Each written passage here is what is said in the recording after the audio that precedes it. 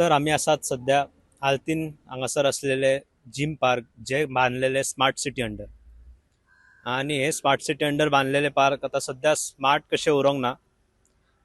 Like 2 वर्षानंतर तुम्ही याची हालत पाहू शकतात.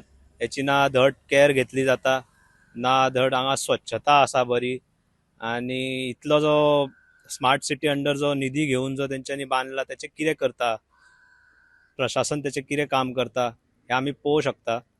तसेच लोकांकूय प्रश्न पडला की इतलो निधी वयता तरी खंय यांचो. तुम्ही पोवू शकतात हांगासर जे इक्विपमेंट्स आहा तांकां कशे गंज लागला, त्यांची बरोबर स्वच्छता ना. तसेच सिटांचेरूय सुद्धा तुम्ही पोवू शकतात की धूळ हा, आणि पार्कान एक प्रॉपर स्वच्छता अशी ना. लाईक बांधल्यानंतर त्याची मागीर केअर घेवपाची आसता हे आमच्या प्रशासनाक कळना काय अशें दिसता. ह्या पार्कची अशी हालत पळोवन प्रशासनाचेरूच ना तर जे पणजी स्मार्ट सिटीचो प्रोजेक्ट हा तेजेरूय एक व्हडलो प्रश्न आसा. आणि तशेंच खूप लोकांचे अशेंय म्हणणे आसा की आता जे नवे मेयर जाला तेंच्यांनी लाईक ते हल्ली फोटो घालता सोशल मिडियाचेर की ते कामां करता, ते भोंवता, ते पब्लिकान वचोन ते दखल घेता गोष्टींची.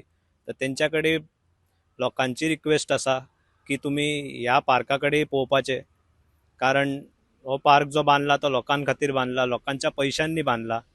तर त्याची दखल, तर ह्या पार्कार सीसीपी लक्ष दितले काय दुर्लक्षित जातले हे आमकां फुडें वचोन कळतलें.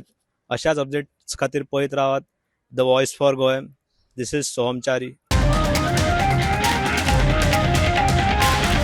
The voice for Koi.